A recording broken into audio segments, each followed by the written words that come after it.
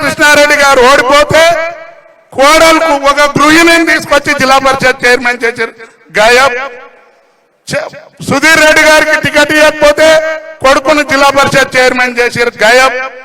మహేందర్ రెడ్డి గారికి ఎమ్మెల్సీ, తమ్మునికి ఎమ్మెల్యే, వాళ్ళ ఇంట్లోనే ఇంకొక ఆయనకు జడ్పీటీసీ, ఆమెను జిల్లా పరిషత్ చైర్మన్ చేస్తారు. ఉమ్మడి జిల్లాకు జిల్లా పరిషత్ చైర్మన్, చిన్న జిల్లా అయితే జిల్లా పరిషత్ చైర్మన్. మొన్న మంత్రి స్త్రీ ఓడిపోగానే గాయబ్. వీళ్ళందరూ కూడా మీరు ఎప్పుడున్నా వీళ్ళు బలవంతులు అనుకుంటే తప్పు. ఇవాళ ఓటో మెరుగని నాయకుడు ఎర్రబెల్లి దయాకర్ రావు, నా చిన్న బిడ్డ క్లాస్మేట్ ఆ యశస్విని అనే అమ్మాయి, ఆ అమ్మాయి చేతులు ఓడిపోయాడు. గాలి లేకపోతే ఎవడు మొనగాడు కాడు. నేను మార్కెట్ కమిటీ చైర్మన్ ఉన్నప్పుడు గుత్తా సుఖేందర్ రెడ్డి గారు కూడా మదర్ డైరీ చైర్మన్, ఆయన 2 సార్లు ఎంపీ అయ్యి 2 సార్లు కౌన్సిల్ చైర్మన్ అయ్యి, నేను ఎంపీ టికెట్ అని అడగంగానే ఆయన కొడుకు వచ్చిండు పోటీకి. రేపు ఆయన మనమడు వచ్చినా మా పని ఇంతే ఉంటది. కాబట్టి అసొంటి తప్పులు కొన్ని ఉన్నాయన్న మనం కూడా చేసుకోవాలి. ఇక కాంగ్రెస్ వల్ల మాటలు ఇంకా ఒకటి మీతో మనవి చేస్తా ఉన్నా, పార్టీకి ఎవ్వరు కూడా పార్టీని మోసేటోళ్ళని పార్టీలో పెట్టండి, కానీ ఆ పార్టీ మోసేటోళ్ళని మాత్రం జర దూరం పెట్టాలి. పార్టీకి పనొచ్చేటోళ్ళు ఇవాళ పెద్ద ఆయన గురించి చెప్తే భారతదేశంలో ఏ రాష్ట్రంలో ఉన్నా కేసీఆర్ అంటే ఒక విజన్, కేసీఆర్ అంటే ఒక శక్తి. ఆంధ్రవో కర్ణాటకవో మొన్న నేను కర్ణాటక నేను మల్లేశన్న పోయినాం, 5-6 ఎమ్మెల్యేలు కేసీఆర్ గురించి పక్కకు కూర్చుండబెట్టి అడుగుతారు.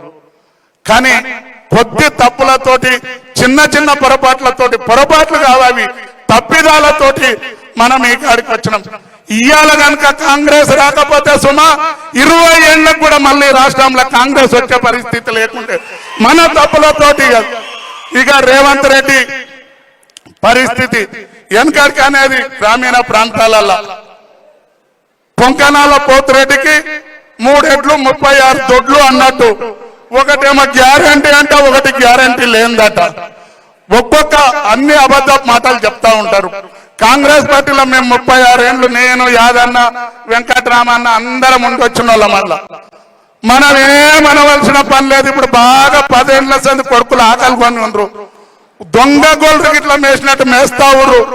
6 నెలలు అయినాక వాళ్ళ గోష వాళ్ళే వీక్కుంటారు, ఒక్కనొక్క బట్టలు వాళ్ళే ఇప్పుకుంటారు, ఒక్కడొక్కరు నిలబడితే వాళ్ళే ఓడగొట్టుకుంటారు. మనం ఏం చేయాల్సిన పని లేదు.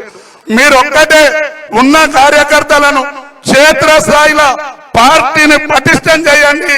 తప్పకుండా మీ నాయకత్వంలో ఇటువంటి పొరపాట్లు చేయకుండా మనం చేస్తే తప్పకుండా భవిష్యత్తు మీదే, తమరే ఈ రాష్ట్రానికి దిక్సూచి కాబోతారనే విషయాన్ని మనవి చేస్తూ, రేపు జరగబోయే పార్లమెంట్ ఎన్నికల్లో ఒక్క విషయం, రాహుల్ గాంధీ గారు ప్రియాంక గాంధీ గారు భువనగిరికి చేయాలని ఇవాళ ఎన్నో ప్రెస్లో చూసిన. వాళ్ళు గిట్ల ఇక్కడ పోటీ చేస్తే ఒక ఉద్యమకారుల కుటుంబం నుంచి ఒక దళితమైన నాళ్ళ మీద పెట్టాలి. నా వంతు కూడా మీరు ఎంత చెప్తే అంత చందా ఇస్తాను, మనము పెట్టి గెలిపియాలి. కానీ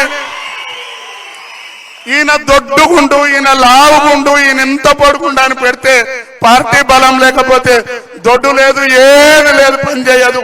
తప్పకుండా పార్టీ బలంగా ఉంటేనే మనం అందరం బలంగా ఉంటామనే విషయాన్ని మనవి చేస్తా ఉన్నాం.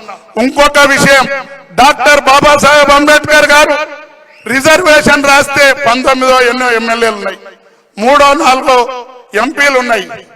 ఒకవేళ మనం కూడా ఒక పార్లమెంట్ లో రిజర్వేషన్ కాదు జనరల్ సీట్లో కూడా ఒక దళితునికి మేము ఇచ్చినామని చెప్పుకోవడానికి ఒక దళితును కూడా ఇచ్చి ప్రయోగం చేయాలని మనవి చేస్తూ సెలవు తీసుకుంటున్నాను. జై హింద్, జై తెలంగాణ.